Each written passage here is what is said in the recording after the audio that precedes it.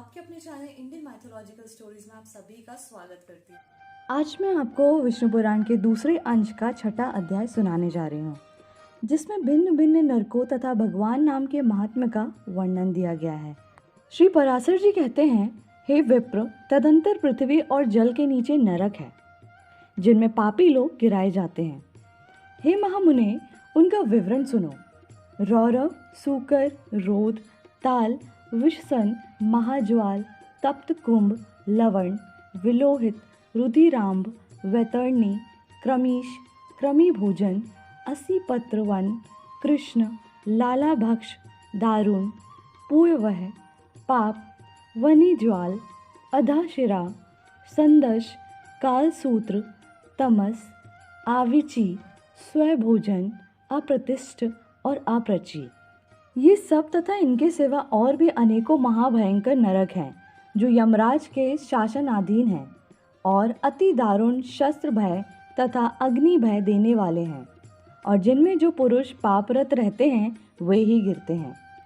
जो पुरुष कूट साक्षी मतलब झूठा गवाह अर्थात जानकार भी न बतलाने वाला या कुछ का कुछ कहने वाला होता है, अथवा जो पक्षपात से यथार्थ नहीं बोलता और जो मिथ्या भाषण करता है, वह रौरव नरक में जाता है। हे मुनि सत्तम, भून मतलब गर्भ नष्ट करने वाले ग्राम नाशक और गो हत्यारे लोग रोध नामक नरक में जाते हैं, जो स्वसोक्ष वास को रोकने वाला है। मद्यपान करने वाला, ब्रह्मघाती, स्वर्ण चुराने वाला तथा जो पुरुष इनका संग करता है, ये सब सूकर नरक में जाते हैं।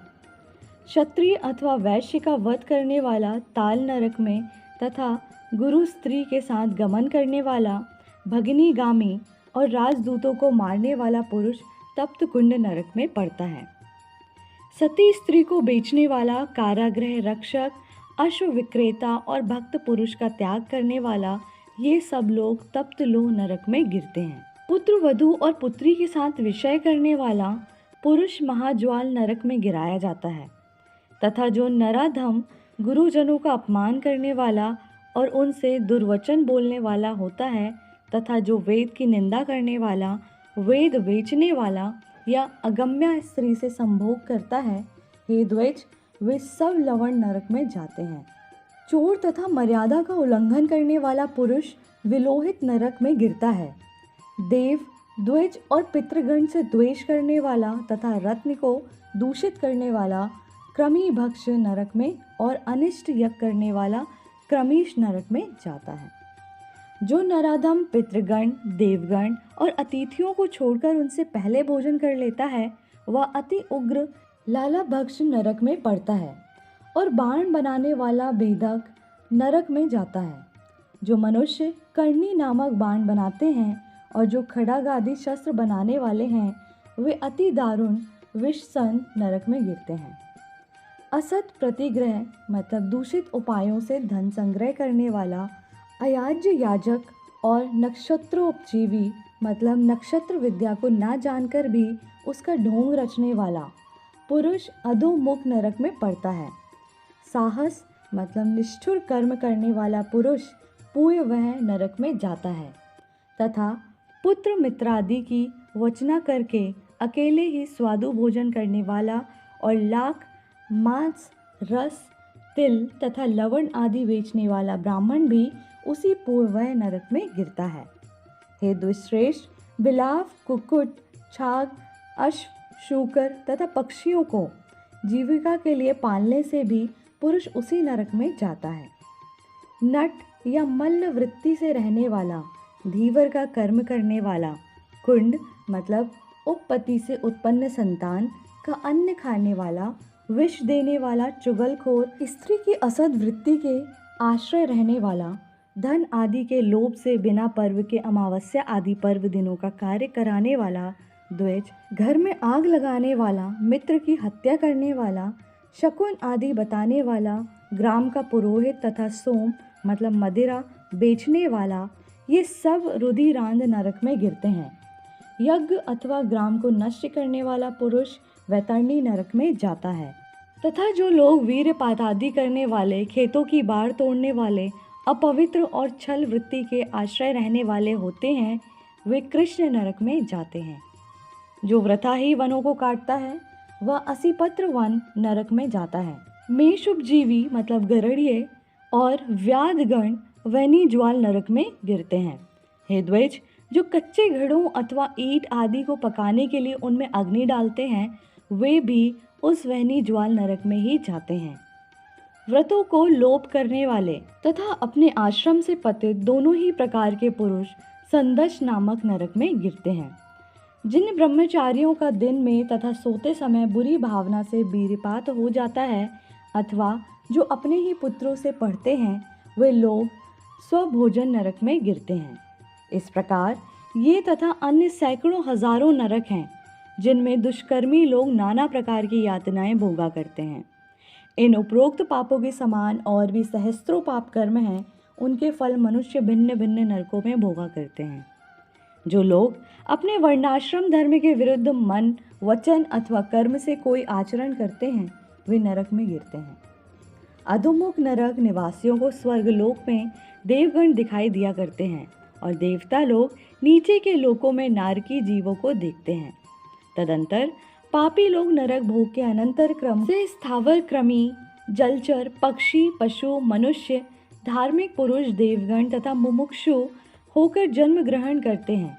हे महाभाग, मुमुक्षु पर्यंत इन सब में दूसरों की अपेक्षा पहले प्राणी मतलब संख्या में सहस्त्र गुण अधिक है। जितने जीव स्वर्ग में हैं उतने ही नरक में हैं। जो पापी पुरुष अपने पाप का प्रायश्चित नहीं करते वे ही नरक में जाते हैं। तदंतर भिन्न भिन्न पापों के अनुरूप जो जो प्रायश्चित हैं उन्हीं उन्हीं को महर्षियों ने वेदार्थ का स्मरण करके बताया है।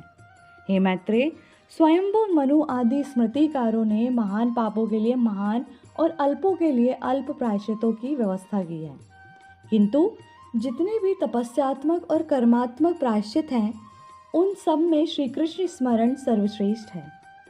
जिस पुरुष के चित्त में पाप कर्म के अनंतर पश्चाताप होता है उसके लिए ये प्रायश्चितों का विधान है, किंतु यह हरि स्मरण तो एकमात्र स्वयं ही परम प्रायश्चित है।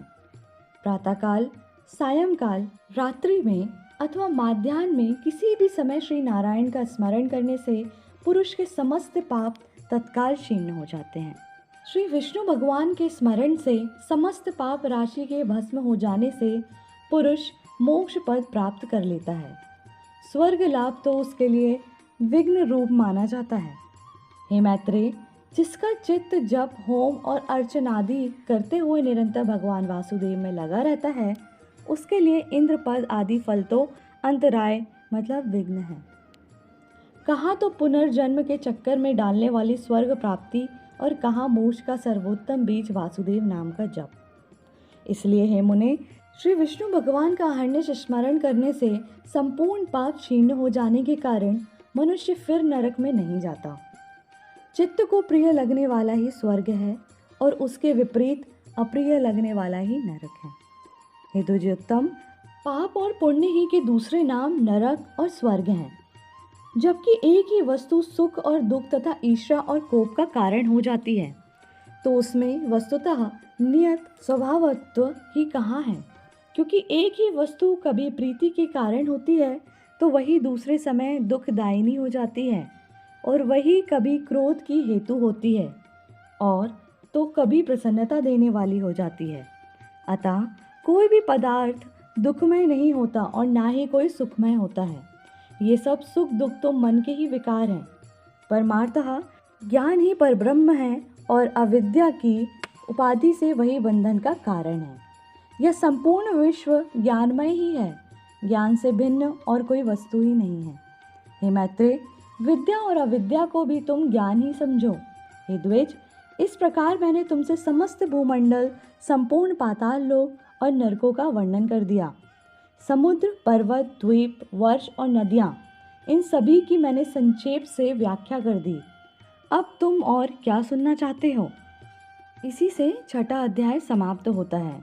और प्लीज़ चैनल को लाइक, शेयर एंड सब्सक्राइब करें ताकि आने वाला 7वां अध्याय में आप सुनेंगे भू भूर्वा आदि 7 उधर्व लोकों का वृतांत। और साथ में बोलें श्री हरि विष्णु भगवान की जय।